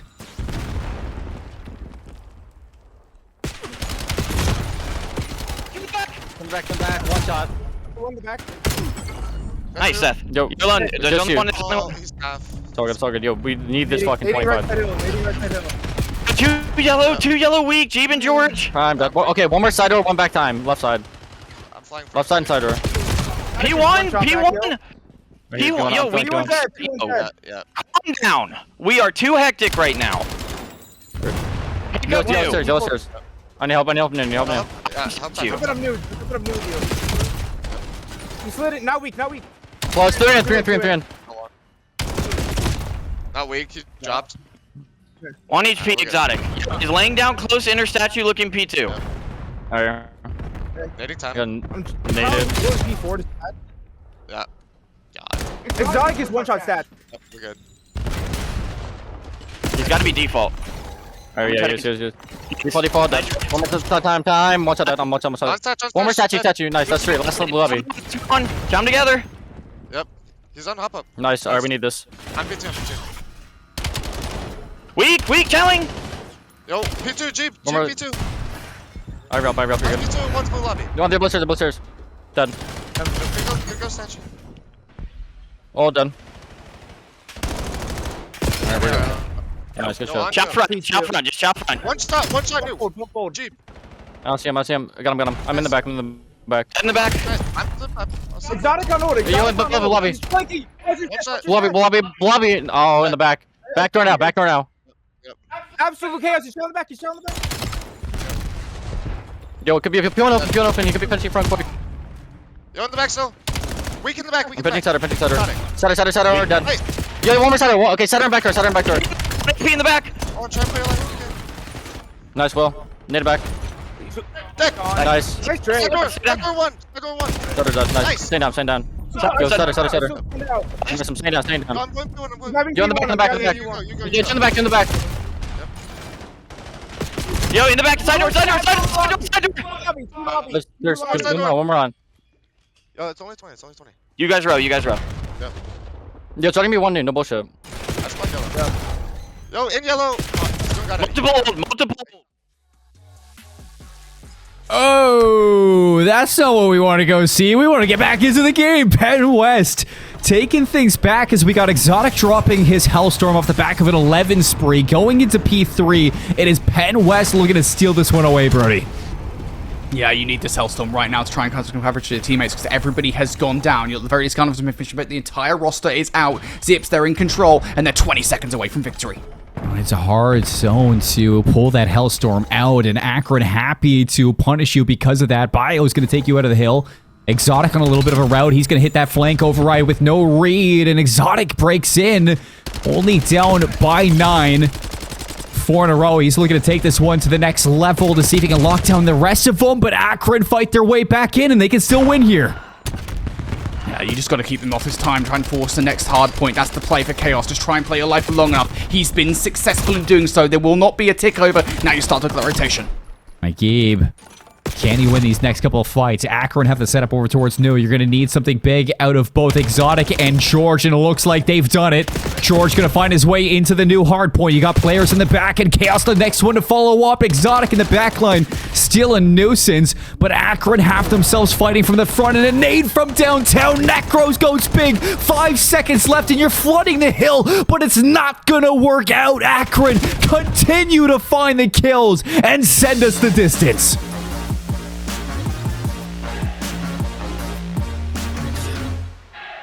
Ay, what an incredible closer to that hard point, what an incredible closer to that map number 4. Zips will keep this series alive. They are hard point merchants right now with Seymour, and we'll break that down here in just a second, but what a phenomenal close to that hard point. First and foremost, swing after swing after swing, those back spawns locked in for the Fighting Scots. You think, hold on, they might have done this, and yet still, Zips will close things out. Those lines could not be closer. I mean, that's technically a quadruple helix right there. Proper would be so proud watching this one go back and forth. I mean, that's just been Colossus all year long. It is just pure hell when you're thinking about how many engagements you can get.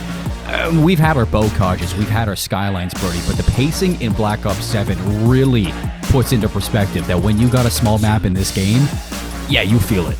You desperately feel it in terms of just how many times we see gunfights across this map. But realistically for Akron, and you got to tip their hat, Brody, because you and I talked about it during that listening, the fact that they were able to, calm themselves down in the communication, focus on that break towards P2, and find what was like their third P2 break of the game, that was pretty much what tipped the scales back towards the Zips.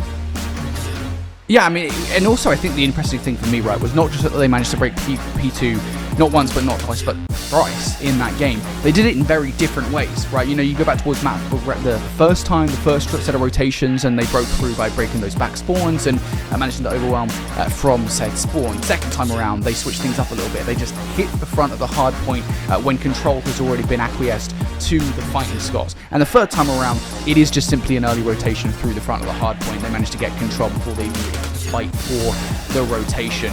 And when you have a hill that is consistently that good for you, right, you manage to kind of convert 40 to 50 seconds at least off that hard point and scrap time away from your position, it is going to be a dub for you. Here on a map like Colossus. Consistency is key, and that's what we saw there from Zips. It was a back and forth affair, and despite the fighting that we saw from Exotic Burrow, which I'm sure we'll have just seen in the stats, he went on like 11 spree at one point, and the Zips just coming out on top, and it was an extremely scrappy game. Yeah, I mean, George, he got his help from Exotic Boro towards the end, but still not enough to put away the Zips just yet. We get ourselves our first ever Map 5 of the CCL 2026 season. I'm surprised it actually took this long. I thought we were going to get in our first series of the day, but just looking at how close contested both of these two teams are between PennWest and Akron, this one is going to be a banger. And even towards the end call here for the Zips, it's a pop-off, but the comms were cool. It really didn't seem like they were too panicked going into that last hill, and that really sets me up for this raid Search and Destroy is going to be a banger.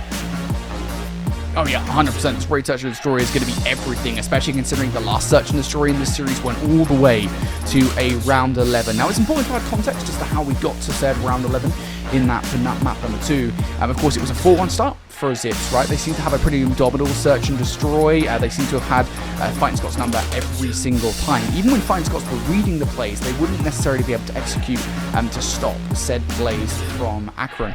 And I think as soon as they start to kind of read things and actually execute on stopping said plays, their fortune absolutely changed in Search and Destroy. I think we talk about kind of what worked so well for that Search and Destroy, though, for the Fighting Scots, and we do have to give a lot of love to George, who got 17 kills in map number 2. He's probably going to do something similar to that effect once again here in the game number 5. But I also want to give a lot of love to his teammates. Geeb, I think in particular, if he can set things up here in this Search and Destroy, if he can have a phenomenal start, I think especially considering he's kind of the designated sniper for the roster, that might well cause problems for Zips.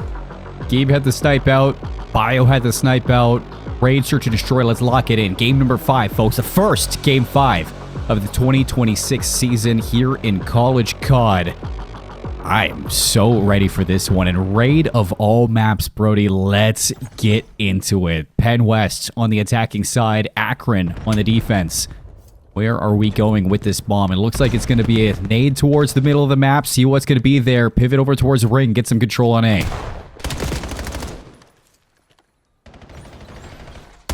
Initial push out feels like it's pretty solid here for the Fighting Scouts. You'll take a 1-for-1 trade, especially as you're trying to garner some map control at the moment.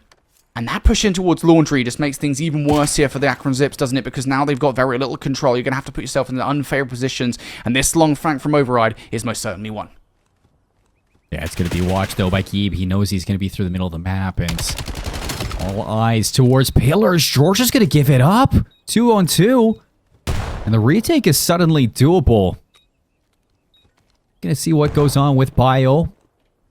To group up with Override and fully retake this together.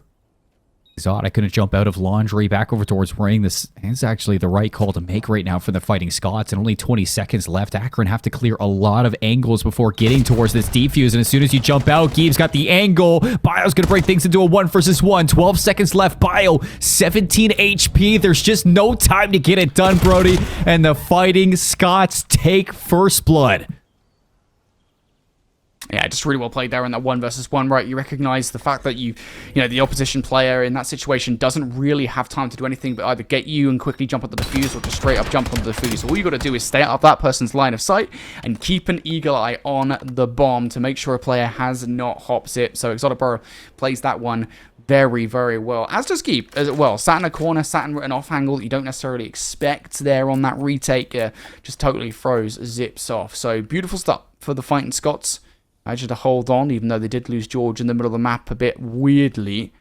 Now we'll see how they place things on their first defensive round. Zips look like it's going to be A for them, and you take Geeb down. That's going to make things infinitely easier. Oh, nice shots from Override. Trying to bring his team back early. If they can even up this series, free plant going on. Planted for Laundry. Boro immediately just going to be backed out of Pillars. Team shot's not going to be there, but Seth on the flank should have this round on lock. Boro is surrounded, and Akron with an immediate answer to that round 1 loss. And that's what you need. You need something fast and furious after a round number 1 loss, right? You do not want to let the momentum that's been built up over the course of this entire series start to run away from you in a game number 5. So just kind of setting the pace, setting the tone at this stage of the Search and Destroy is crucial. That is the exact kind of round that Akron needed here. Can they continue that momentum? Player that did continue, I think, a lot of momentum through the earlier Search and Destroy, even if they didn't end up winning it, was Seif, of course. He's had some phenomenal moments this entire series with the M15. He starts now on 3-1 in this Search and Destroy. 3 spree to his name. That's an early nade that's not going to go very far. Gotta say, I mean, you know, one thing to look out for are these set days that PennWest have, but on the other side, it's Bio with that snipe out, connecting with that first blood. On to Gabe. Override gets caught, getting aggressive out towards Bedroom, and keeps this one on a nice edge. Bio, a second snipe in the round, immediately going to get found by Chaos, but Chaos should get traded by Necros. Will get cleaned up. And a 1-versus-1, of course, we got it. Seth versus George. Seth's just going to hold the angle. 45 seconds on the clock here. Here comes a slide out. Seth doesn't want to be the one. The jump over to potentially get the kill, and he's just going to run away. That's the right play. Seth outside, and it's still George to take the fight. Anybody that you don't want to chow, it is George the way he's been playing today. 2-1. PennWest continue this back and forth. George going big in the clutch. Just a huge play from George. Obviously, a bit of movement being played between the two, and of course, those are 2 players that I think across the board here in this entire series have been certainly 2 of the ones to watch. Let's see if we'll get cut down before his streak can become anything, and now George is actually starting to put one together. 3 in a row for him, almost halfway towards the Hellstorm missile. Zips have shown at times, then prone to getting over-aggressive. Worked out well for them in the prior offensive round, where they got right in the faces of Fighting Scots. Beautiful set nades to kick things off in this one. Trying to cross their way in towards A, and that's also a great follow-up. You're clearing a lot of space now. The response from Fighting Scots, though, send one flanking player has to win the fight against Override. First blood again. Really not mounting into any advantage for Akron, rather than giving them a space to work this bomb plant at A. Still a little bit uneasy, though, trying to get this bomb down as they're trying to fight their way back. Boro gonna get caught getting aggressive out towards Laundry. And now numbers for the Zips. Do they read this flank coming through from Chaos in the backline? As soon as they turn around, Bio's gonna rip them off that heady. The bomb plant down, a 1-versus-3. This should be Akron answering back yet again. George is faced with one of these situations. You find the first kill, you're now on a 4 spree. It's like, how much do you actually want to invest in this situation? Because this is a big round early on. If you can get it in your favor, it would be a huge momentum swinger as well. Edging closer towards a Hellstorm. I would be very cautious about how much aggression you do throw here and how much timing he could potentially get. 20 seconds. Looks like he's going to commit to it. George going to be flanked out and won't be able to clutch up this time for the team. Akron take their second on raid. And this surely is going to be leading into what we saw in map 2 with the amount of back and forth. Somebody's got to get 2 in a row to give them the edge in this raid. Search and destroy. Nobody has been able to win a defense.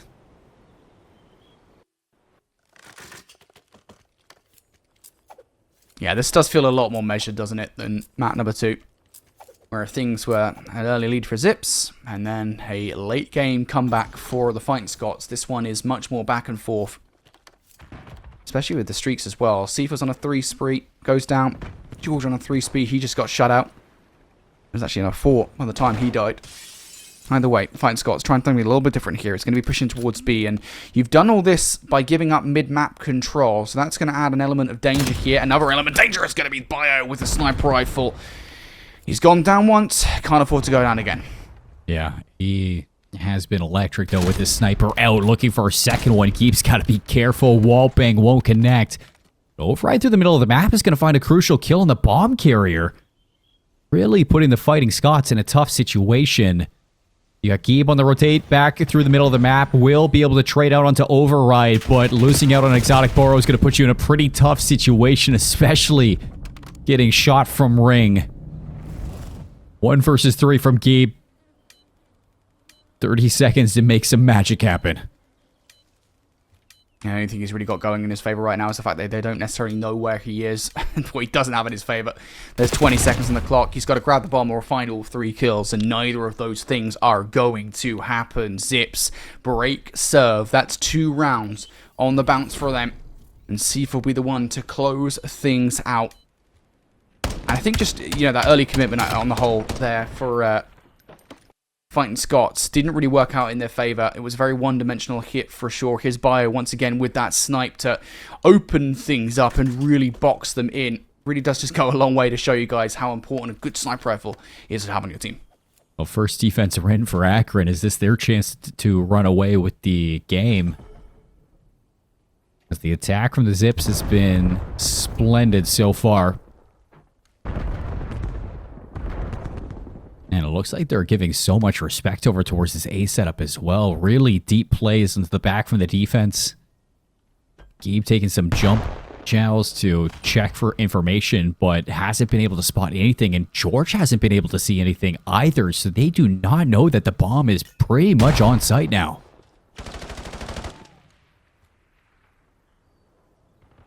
Now, Zips could get this down. Totally problem 3, especially now that you take a 1-for-1 trade. Again, you're just garnering your information here. Can you get a final kill? Yes, you can. Bio, sure. Override. He gets traded out here, and he does. Yeah. So, 2 for 2 we go. And again, it's this same kind of status quo that really remains unchanged. The bomb is going down regardless. It's just now in a 2 versus 2 instead of a 4 versus 4. A retake through the middle of the map. 36 seconds. George going to take a full tour. Back around through our Bio's going to get spotted, and he just hightails it out of there. And George has no idea. Geeb's going to spot him in the back, though. Head glitch not going to come in handy. Bio gets ripped. And it's a 1 versus 2 for Necros. Now a 1v1. 18 seconds. You know exactly where Geeb is coming from. You just got to play your life. 12 seconds left. No need to chow. In a matter of time, it is going to be a job well done. And a round to the Zips yet again. Yeah, and shout out to Bio for that one for sure, right? You don't get the kill, but crucially you find out not just where one of the players are, but where both players are as well. And Bio is in the game chat talking about the sniper rifle, whether or not he meant to break the GA, not entirely sure.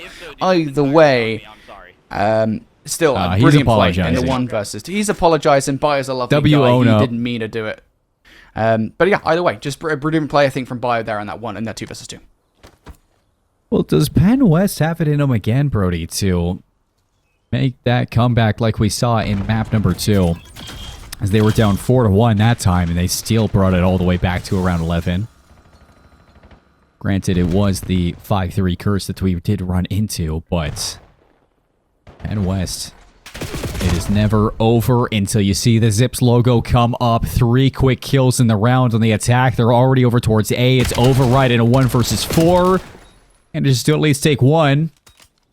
A lot more work to do here. Back in towards R. Not going to expect a second one. And PennWest bring it back to a 1-round difference.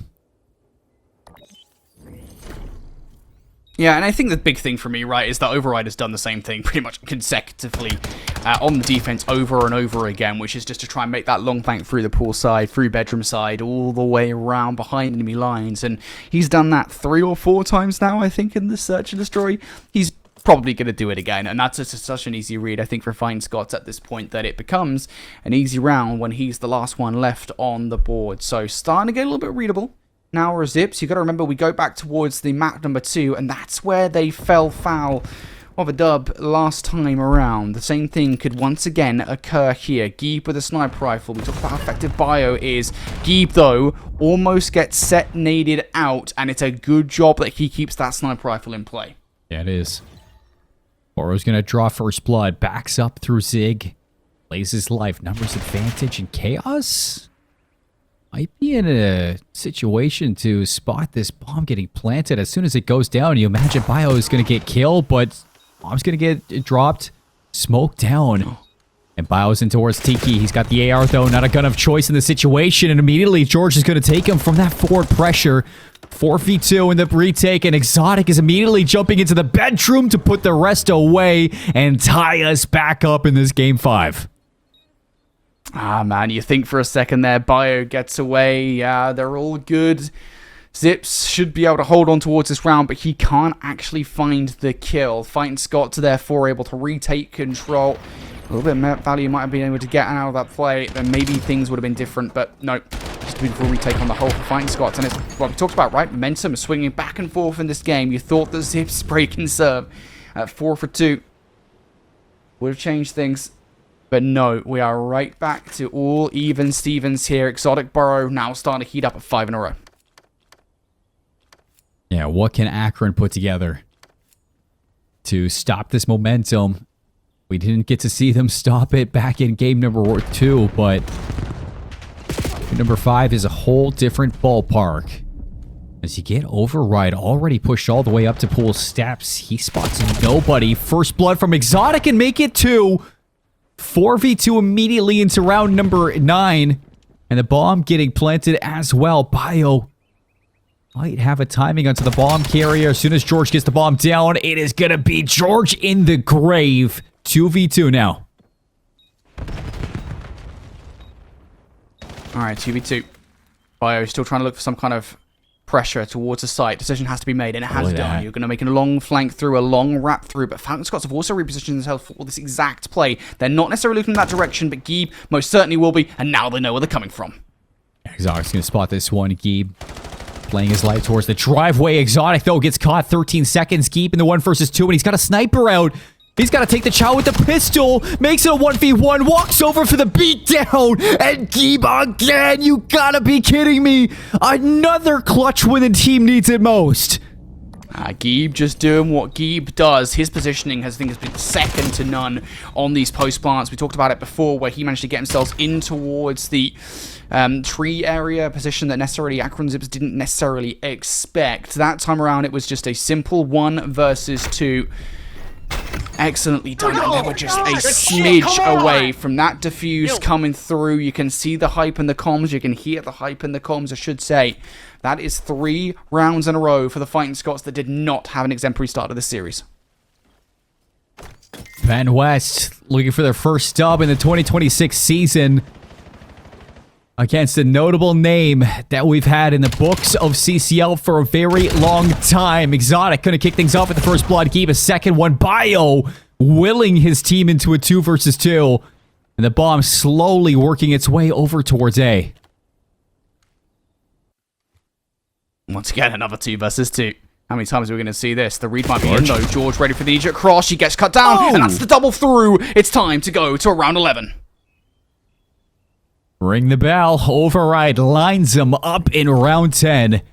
Well, you get to look back at this one. I thought the timing for George was going to be impeccable, but gun down, Chaos not able to trade it. No damage done on override, and he walks away 10-8 going into round 11. Game 5, round 11, Brody. It's all down to this for these two squads looking for a win to start off their 2026 season. Would not have it any other way, Seymour. How do they go? What difference do we see out of Fighting Scots? Set nades, not that different, but none of them going to connect here. It is going to be an A push, it would seem, but look at Override. Could well blow this up. I think he might go back to his standard push. Exotic Barrett, he's feeling something as well. A lot of tetchiness from both sides right now. Somebody has to crack. Oh no. I mean, you know Exotic's going to be here. Necro's looking for the trade onto his life, but he has completely gotten out of dodge. Shaky shots, but he still gets it done. The turn on, but it's all down to one. And it's Bio, the vet of Akron, looking to clutch up in the 1v2. 50 seconds left, and he is getting fully caught out here on the read. Chaos is going to spot him. Exotic backs up. Bio spotted both members. Drops the smoke on the run, and he's gotten away. And you're okay. You can hit the reset here. 35 seconds on the clock. You do not need to get overzealous. But he might well run out into the line of sight. No. Does not cross paths with Exotic Burrow. But Chaos will have an eagle eye on this art window as soon as the call is made. As soon as he sees him. Call should be made for the teammate. Bio slides back. Needs this first kill to go his way, and it's only shoulders that you get for Chaos. Trying to lock down this kill. Exotic in towards Laundry. Can Bio make it happen? No, he cannot. And the PennWest Fighting Scots kicking off 2026 with a win against the Akron Zips. Write it up. It's an upset on the night, and it's Exotic borrowed 15-7 to put away Game 5.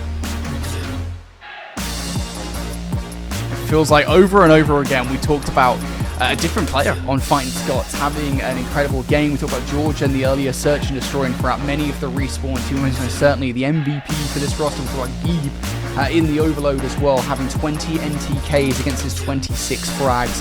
And in that final game, it is Exotic Bar, of course, also had a phenomenal spree to keep themselves in the conversation on that colossal hardpoint, finishing with a phenomenal performance to close things out. And it does, for the most part, feel like, again, the same kind of story that we saw in map number 2, Seymour, where Fighting Scots had a slow-ish start, shall we say, and then, of course, towards the back half of that search and destroy, that is where they picked things up, and they picked things up hard.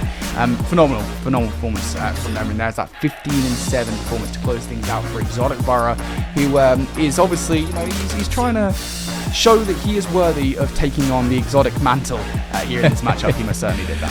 I was going to say, it's not the Exotic that we're used to in the Call of Duty realm, but it's 15-7, 10 non-traded, 1,700 damage. I mean, those are some damn good numbers for the Fighting Scots. 4 First Bloods as well. I mean, you look at Akron, they were dominating a couple of those First Bloods at the start of this game. You even look at that game too. It's just, you know, Akron out hot. You get those couple of rounds for the Zips in a row, and something at the end of the game just kind of falls apart. I'm not sure it's the inexperience or what, but PennWest just had their number when it came down to being who is the icier team, Brody.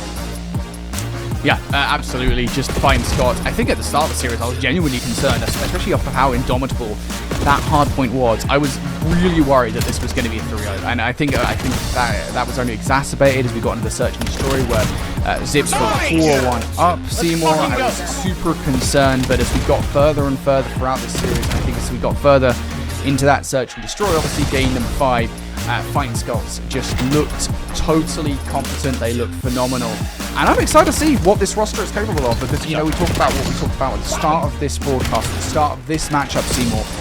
This is all about clean slates. We have one roster in Akron Zips that last year got 4th in their division, and of course ended up top 16 overall. And the Fighting Scots had a really unremarkable 2025. The slates have been cleaned, and now this is a totally new Fighting Scots roster that look a lot more competent.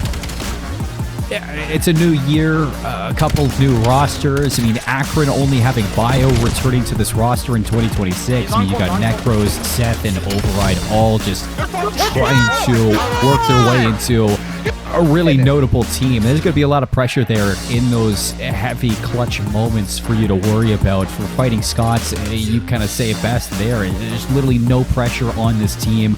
You got Chaos coming back. George and Exotic look incredible. Geebs just got that clutch factor in the Search and Destroy.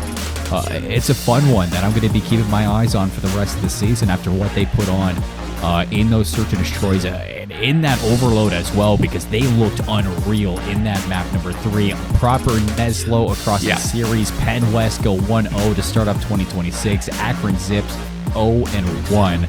Gonna have to figure out a way to turn that around in the next couple of games, Brody, but that's a long-winded match number 2 here on stream. We're definitely behind schedule. We got to pick that one up, Brody, but I mean, how was it being back here? It feels good, man. I love CCL, obviously. I think, you know, as someone, and I know you feel the same way about yourself here, as someone who has spent the better part of his entire career casting Call of Duty in grassroots esports, I think these kind of things are always really fun to be a part of. It's different Call of Duty, I think, right? It's so much more fun, I think, to a certain extent. So yeah, love CCL. Glad to be back. Can't wait to see more.